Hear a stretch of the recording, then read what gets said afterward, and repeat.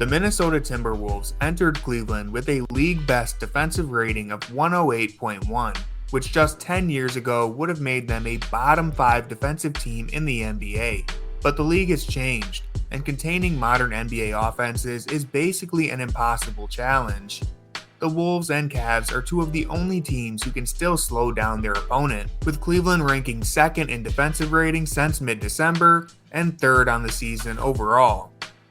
While both Minnesota and Cleveland were without key offensive weapons, pitting these two elite defenses against one another was destined to be a grind fest from the moment they jumped the ball. Even with the match going into overtime, the Wolves managed to score just 104 points against Cleveland's defense, 2 points below the average of the lowest scoring team in the NBA, with bone-crushing performances from Jarrett Allen, Isaac Okoro, and even Georges Niang.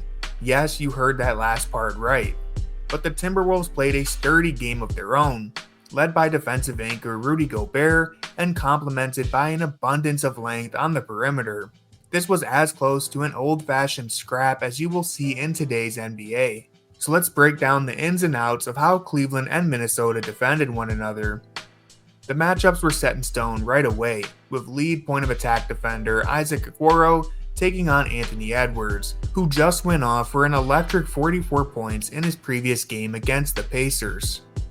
But the Cavs defense is an entirely different beast than the less frightening one in Indiana. And Okoro might have cemented himself as a member of the NBA's all-defensive team, holding Edwards to 2 of 10 shooting in this individual matchup, while the Cavs kept Edwards to just 19 points on 7 of 27 shooting overall. Meanwhile, the Timberwolves decided to stick Jaden McDaniels onto Darius Garland, putting a rangy 6'9" athlete to contain the 6'1" guard. We can see the difference in how Cleveland and Minnesota chose to defend each other's best scorer, with Minnesota playing a heavy drop coverage and daring Garland to beat them with his in-between game.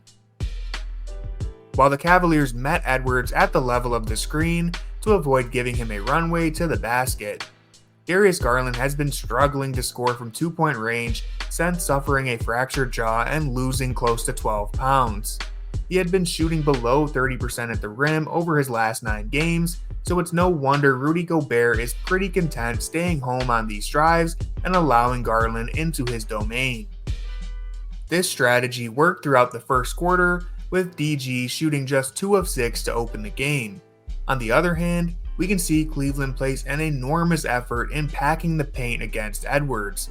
He didn't see much daylight throughout the entire game, with multiple defenders swarming him whenever he stepped toward the basket. Jarrett Allen made his presence known as Cleveland's defensive anchor. But timely rotations from players like Georges Niang kept Edwards from building a head of steam. Here, Niang plugs the gap to stop Edwards from seeing a clean lane to the hoop. And again, take a look at how Allen is up at the level of the screen to add another roadblock. Here's Niang once again holding his ground as a help defender, and there's Okoro with a great recovery and block. Cleveland's defense was clearly making Anthony frustrated, picking up an offensive foul when the Cavs jam all 5 defenders in the paint to keep him out. Here the Cavs throw another 3 bodies at him, with Garland's backside help giving just enough time for Jones to recover and swat the shot. Even when Anthony beats his man to the rim, Cleveland's rotation slammed the door before he could take advantage of it. There's nowhere for Edwards to drive, and it didn't help that he shot 0 of 7 from downtown in this game. Even in isolation, Edwards found it difficult to score on Cleveland's rotation of sturdy wings in Dean Wade and Isaac Okoro. And with a chance to win it at the buzzer, you guessed it, it's Okoro who takes on the challenge and gets the stop. Fortunately, Minnesota was able to generate offense elsewhere, with Naz Reid taking advantage of Cleveland's commitment to protecting the paint. When not defending Edwards, Cleveland mostly stuck to a drop coverage, and this allowed Reid to put on his best Karl Anthony Towns impression, knocking down 7 3-pointers on his way to a career-high 34 points. A simple pick and pop made Reid unguardable, and he was the main driving force behind keeping Minnesota alive on offense. They even set him a flare screen to briefly take the lead in overtime.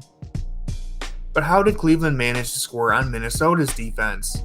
While the Wolves rely heavily on Gobert to dominate the paint, their length and communication is really what makes them scary. This is textbook defense across the board and halts all of Cleveland's motion, resulting in Allen getting stifled by Gobert.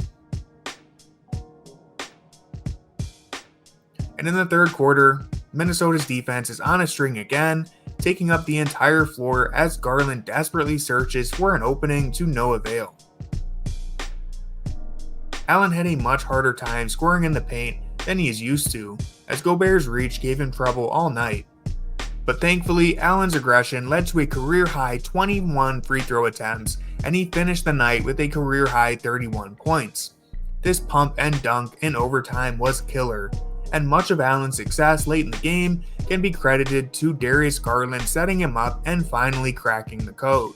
While Minnesota devised a strong game plan and harassed DG with lanky defenders, Garland continued to press the issue by attacking drop coverage and converting 9 of 14 attempts inside of the perimeter. This step back and hesitation move to split the defense is vintage Garland, and it was a gutsy performance from someone who had previously been in a rut, scoring 34 points and putting his team in a position to win the game. The Cavs worked hard in the second half to get McDaniels away from Garland, putting him in screening actions and allowing DG to make decisions in the high screen and roll. While results vary, Garland's ability to operate the two-man game remains at a high level and ultimately won Cleveland the game. Garland shakes off McDaniels and puts on some magic with this mid-air adjustment to dime up Jarrett Allen. Garland and Allen really turned back the clock to 2021 with their dissection of the defense. Here, Garland leaves Naz Reid in the dust for another floater in overtime. This matchup is one the Cavs were seeking throughout the final stages of the game, and it led to the only real blunder Garland made on the Cavs' final possession of regulation. Cleveland is looking to shed McDaniels and give DG a better matchup with the game on the line. But we can see JB Bickerstaff hollering for the Cavs to move faster, and an apparent miscue from Lillard and Okoro burns precious time off of the clock. The end result is still what the Cavs were looking for, a switch that leaves DG on an island with a 7-footer. But those lost seconds added up, and this isn't your grandpa's NBA, as Naz Reid is more than qualified to hold his own this far away from the basket. I'm sure the Cavs hoped for a better shot in this situation, but the thought process was solid, and we see a nearly identical scenario emerge in overtime, with Garland doing the right thing by hunting the mismatch and converting a big shot in the paint, rather than settling for a difficult jumper. In closing time, the Cavs go back to their high pick and roll, and now that Garland has forced Minnesota out of their drop coverage, it's a ridiculous hang in the air that allows DG to float it right on the money to Allen. Now in the driver's seat, Garland takes a wide angle to draw both defenders out of the play before shoveling a one-hand pass to Allen and generating another trip to the free throw line. This is not as easy as Garland makes it look. In fact, scoring 34 points and dishing out 8 assists against the NBA's best defense is no small task at all.